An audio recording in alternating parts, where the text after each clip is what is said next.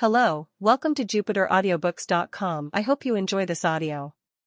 Remember that you can find this and many other complete novels visiting our official website, JupiterAudiobooks.com. Get comfortable and enjoy the narration. Clicking his tongue in disgust, he snatched his phone once more and tapped the Magi Tube icon. Oh, there you are, Anviat. I was looking for you. Wadash. But at that moment, a voice called out to him, and he fell forward from shock. The smartphone slipped from his hand and arced through the air, forcing him to chase after it as though practicing a strange dance of some kind. What are you doing? The person who had called out to him Irulka Flara watched through narrowed eyes. She clearly wasn't amused. Somehow, Anviat managed to catch the device just before it could hit the floor, then sharpening his gaze, he fixed Irulka in a glare. Shut up. What do you think you redoing, calling out to me like that? I wasn't trying to watch the live stream. I was just checking my schedule, you hear me? No one asked anything about that. NGH. Anviat grunted in frustration, before sitting up straight and turning to face his visitor. So what do you want, Irulka? He demanded. Oh, yes. She nodded, as though having forgotten her reason for reaching out to him. There's something I want you to do. Ha? And if I don't like it? He spat back with a venomous glower. Irulka, however, wore a quizzical look. Oh? Knowing you, I doubt that, she retorted, fixing him square in her sights. Judging by her tone, she seemed to honestly believe he couldn't possibly turn this request down. TCH. This was why he hated dealing with that moldy old mage.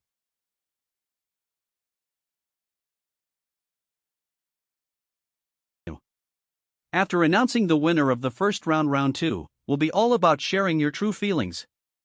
Sylvel declared to the audience from the center of the stage. Incidentally, Clara's smartphone was floating in front of her a short distance away.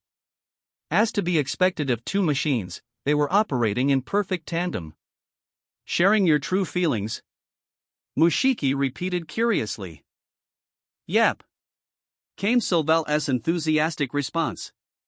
It is a beautiful thing when two people can understand each other implicitly, but there are some feelings that you can only convey through words and actions. So, Sachi, Clara and I am asking you to express your feelings for Mucky.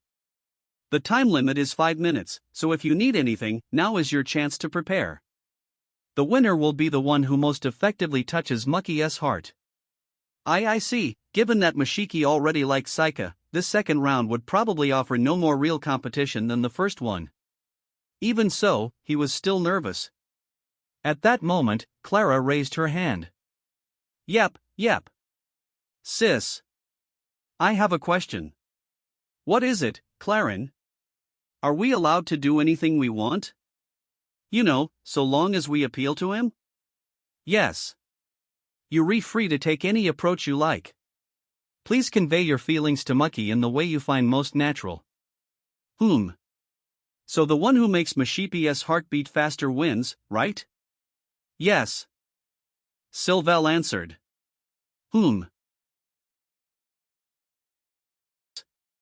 Mushiki found himself shuddering involuntarily at her bewitching expression. He couldn't pin down the precise cause, but something about her attitude struck him as dangerous. Sylvel, however, was either unaware of Clara's gesture just then or else chose to ignore it, and instead she clapped her hands together. Then, in perfect coordination, the kitchen set and food pantry on stage descended once more below the floor. Now, Sachi went first in the last round, so let us start with Clarin this time. Is there anything you need? Right. How about? After sinking deep into thought for a moment, Clara whispered something into Sylvel's ear. Though the AI was just a three-dimensional projection, there must have been microphones somewhere nearby to pick up what was said. Understood, she responded. I'll get everything ready. She snapped her fingers and a large three-seater sofa rose up from beneath the stage. How about this? Yep, it is perfect. Way to go, sis. He. Sylvel's cheeks turned bright red from the compliment, making her look kind of cute. Alright, Mushiki. Clara here is going to win your heart, so stand right over there, she said, pointing to the freshly delivered sofa. Though still concerned about what she might be planning, Mushiki made his way to the couch as instructed. The time limit is 5 minutes. Let us get started, Sylvelle announced as a buzzer rang out. A large countdown timer appeared on the overhead projection screen, slowly ticking down to 0. Yeah, let us do this. Clara approached, her face tinged slightly red. Hey, Mushiki. I know we just met, but Clara here really likes you, you know? She said flirtatiously. Whoa! Echoed countless grief-stricken voices in the audience. Oh my god. But Clara acted as though she couldn't hear those lamentations and did not shift her gaze once, as if there were no one else present but the two of them. She was clearly serious about this, which was quite out of character, given her usual frivolous personality. Her stare pierced him through, and he found himself catching his breath. I told you, didn't I? Clara here, well, I am the kind of person who goes all out.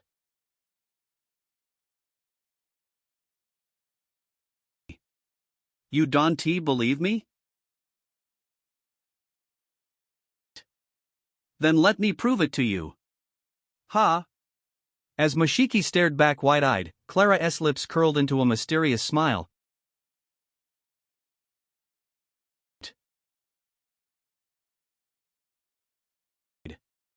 Ha! Hold on. His vision swirled at this sudden and unexpected development. In the corner of his vision, he spotted Ruri, attempting to leap on stage with a terrifying expression, and Hazumi desperately trying to hold her back. But he didn't have the luxury of paying attention to them right now. His whole body stiffened, pinned down by Clara's movements.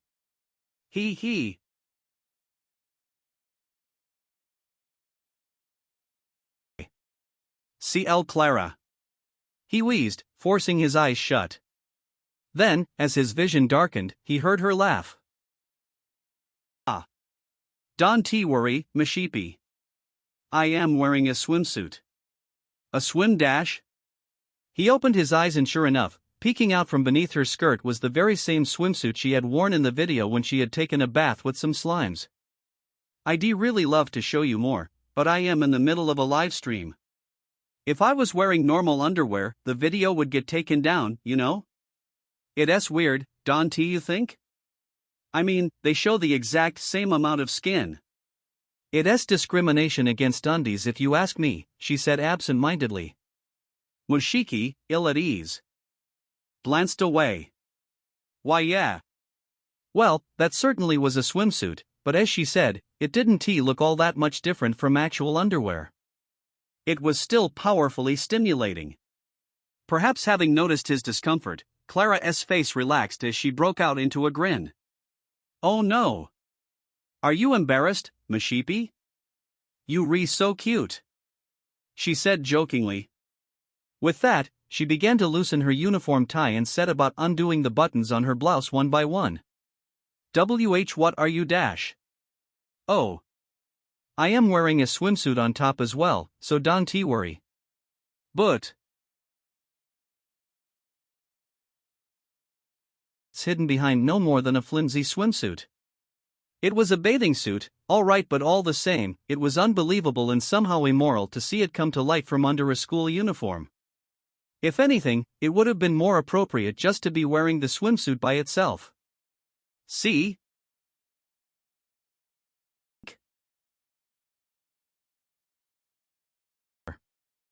Without even realizing it, Mushiki took a half step back.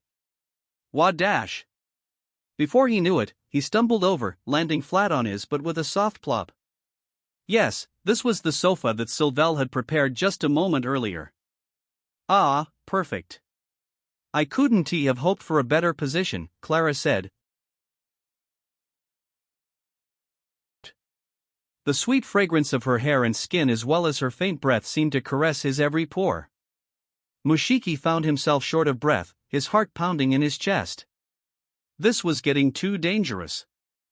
If he had been in his Saika mode, all this stimulation would have immediately triggered a state conversion back into his original form. Mushiki. If you choose me, I'll show you everything, you know. Away from the camera, where it's just the two of us, Clara whispered in a sweet, seductive voice as she leaned in closer. Her cherry-colored lips were directly before him. No. And no. We can tea. At that moment, the buzzer sounded throughout the hall. Her 5-minute allocation to appeal to his heart was up. And that's it. Clarin, you were so bold there. As your big sister, I think even I felt a slight thrill. Sylvelle said, twisting her body shyly as her cheeks turned red. With that, the audience let out their collective breath, as though only now remembering that this was all just a contest. Well, those 5 minutes went by pretty quickly, huh? But you know what? I got to see Mushiki acting cute, so I am happy, Clara said with a laugh as she jumped down from the sofa.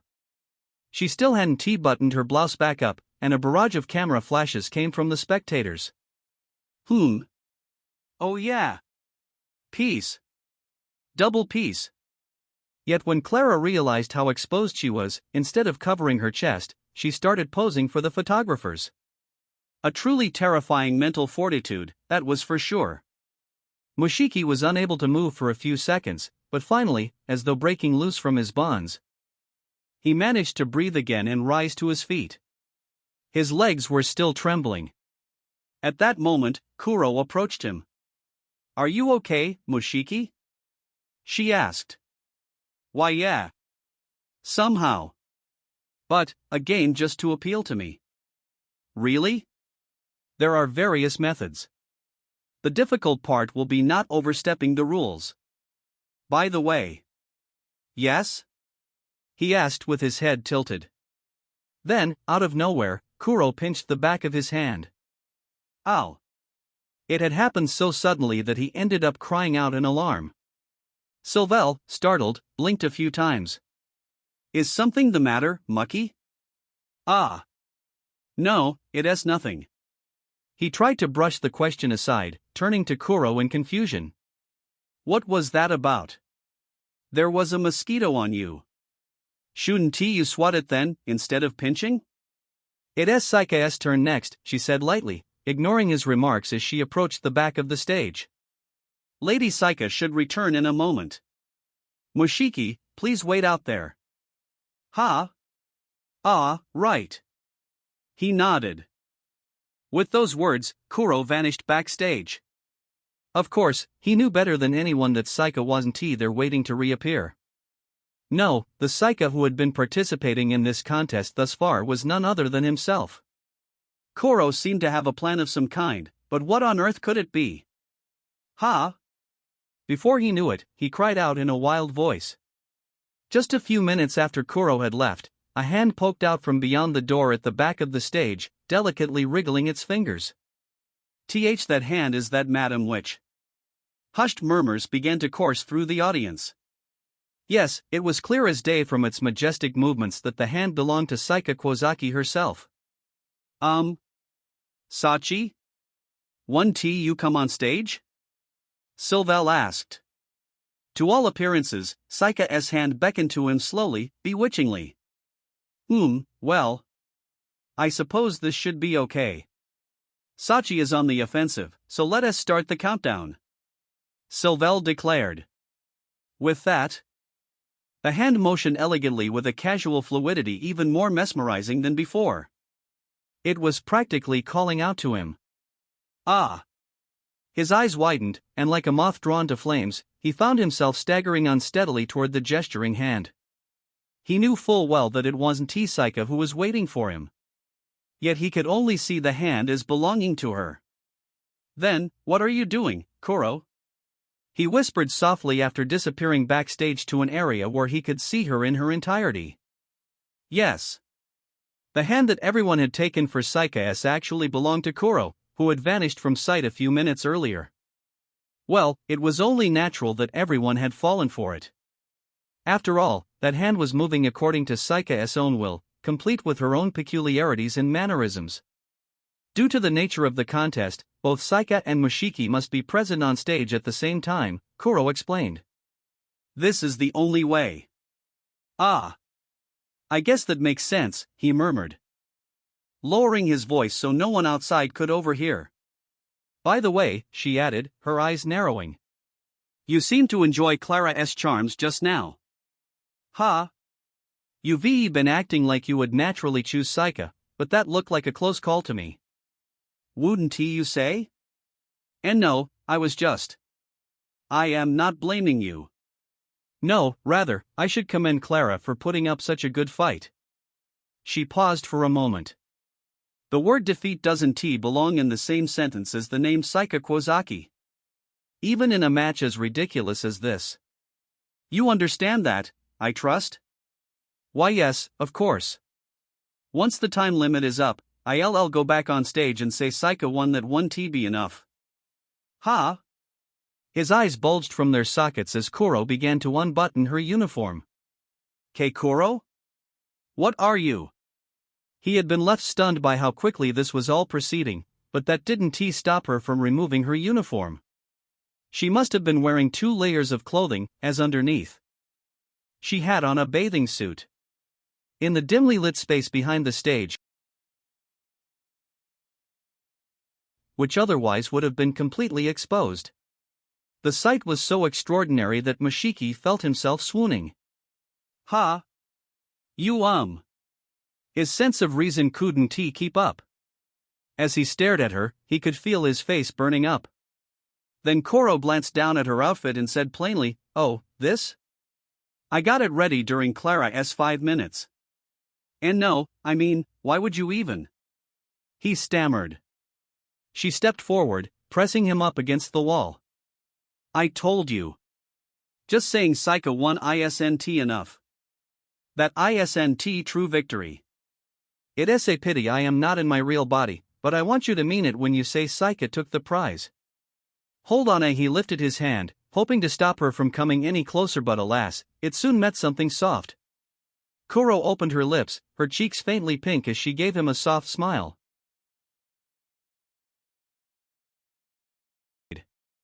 What's going on? That hand. Are you sure it was Madam Witch? Hizumi asked in confusion. Ruri, sitting beside her, stroked her chin as she narrowed her eyes and thought. Yes, there's no doubt about it. You could tell from her atmosphere. That was definitely Madam Witch, she said confidently. I see, Hizumi responded with trepidation. The students sitting around them nodded along, reassured by Ruri's strong conviction. If Fuyojo thinks so, it must have been her, their expressions all but declared. So Kuga was lured backstage by Madam Witch. Yes. Knowing Madam Witch, she must have had some profound reason, Ruri continued, when Mushiki cried out loud enough for everyone in the audience to clearly hear him. Ruri's eyes shot open at this unexpected reaction. It wasn't long before the buzzer sounded to announce the end of Saika's 5 minutes. And an exhausted-looking Mushiki staggered back on stage. Maki. Are you all right? What happened back there? 100%. Ha! Saika wins. 100%, he murmured before collapsing with an audible thud. Mushiki woke up with a start, suddenly lurching upright from the floor. It looked like he had lost consciousness for a moment. Glancing around, he recognized that he was on stage in the multipurpose hall. With that realization, it all came flooding back to him. He was supposed to be judging a competition between Saika and Clara. Are you okay, Maki? Sylvelle asked worriedly. He placed a hand on his forehead. I am all right, he answered. How long was I out for? Only around a minute. But we were worried. What happened? What happened? He suddenly frowned, his thoughts going in circles. He couldn't help but feel that something incredible had taken place, but he couldn't quite remember what. Ugh, my head. Oh. Don't overdo it, Maki. Anyway, you said the second round also goes to Sachi, right? Sylvelle asked, hurrying him along. Come to think of it, he did recall having declared Saika the winner. He gave a weak nod. In short, Saika had won 2 of the 3 rounds. In other words, she had won the match. But just as he was about to clench his fist in triumph, that SR Sachi. She has snatched victory yet again, winning another 2 points. But the match isn't over yet. The winner of the 3rd round will be awarded a full 100 points. Huh? Why? He stammered, taken aback by this nonsensical allocation of points. Sylvelle, however, tilted her head as though she didn't quite understand the question. Eh? Why what? No, it's just, Saika already won 2 out of 3. But he stopped himself there. Sylvelle's earlier explanation resounded in the back of his mind. Once we reach the end, the entrant with the most points will be declared the winner. Yes. She hadn't said that the winner would be whoever won the most rounds, nor did she actually specify how many points would be awarded each time. But that's not. Ha! He murmured, feeling threatened by this odd revelation. Phew! Clara, however, let out a sigh of relief. Ah, I totally thought I was done for. Lucky. I am gonna wager everything on the 3rd round. She declared to the audience as roaring cheers. It looked like there were a few individuals who felt uncomfortable with the dubious rules, but their misgivings were drowned out by the excitement of those around them. Mushiki glanced toward Koro, his gaze all but asking what he should do now. She looked away, letting out a weak sigh. I do agree it is somewhat unfair, but Sylvelle has decided the rules, so we don't have any other choice but to play along. Then, after a short pause, she added, no matter how many rounds it takes, Saika will never allow herself to be defeated. The audience, overhearing this, only grew even more heated. Clara gave a soft whistle. Wow. You sound so cool saying that. Almost like Madame Witch herself. I am honored, Koro responded coldly. A poised comeback after being caught off guard. Mushiki would have expected no less of her. Well, if she was willing to go along with this, then he had no right to complain. In the first place, he was currently in his own body, not Saika's. Ha? Isn't Madam Witch coming back? Clara asked, glancing over her shoulder to the back of the stage. She had to go save the world again, Koro responded without the slightest hint of unease. Seriously? The world is always in danger, huh? Mushiki couldn't tell whether she had actually accepted this hollow excuse. No one else but Saika would have been able to get away with such a paper-thin pretext. Perhaps hoping not to prolong this discussion, Koro turned to Sylvelle. So she won't mind if we move on. Sylvelle sis. What is the final round? Right. The AI beamed, positively overflowing with energy. The 3rd round is the power to protect those who matter most to you in times of crisis. Those who matter most to you. Koro repeated. Power. Clara echoed in turn. Sylvelle gave the 2 a firm nod as she spread her arms wide. Yes. Funnily enough, both Sachi and Clarin are taking part in tomorrow's exhibition match. We'll decide the outcome of this competition there. The winner will be the one whose school comes out on top. Ha? Echoed a mix of voices in perfect unison. What? It wasn't just Mushiki and Clara. The entire hall cried out in mutual shock. But that was to be expected. Of course, they might end up inviting considerable criticism, using the exhibition match to settle a personal dispute. But on the other hand, the entire affair had already descended into little more than a tenuous excuse to challenge Saika Kuozaki's proficiency in magic. Ha ha. Nonetheless, Clara didn't seem the slightest bit flustered or concerned, her lips curling into a faint smile. Clara. He tried calling out uncertainly. No, I am fine, she answered with a wave of her hands. There's nothing wrong with me. It's just. I mean, can this kind of thing actually happen? What do you mean? He asked with a confused grimace. I mean, you know, she said with a deep nod. I don't think I really stand much chance against Madam Witch in a real fight. But tomorrow's match is gonna be different. Her participation is conditional, and we got our new students to lend a hand. And most of all. She paused, raising her right hand overhead. With that, her flying cell phone fell straight into her palm, as though sucked from the air. Then, Mushiki gawked in disbelief. The magical energy emanating from her body suddenly swelled, rising sharply in intensity. Ah, Madam Witch. Thanks to you, I've got more viewers now than ever before. This live stream of us duking it out over Mushiki, well, I would have been shocked if it hadn't taken off.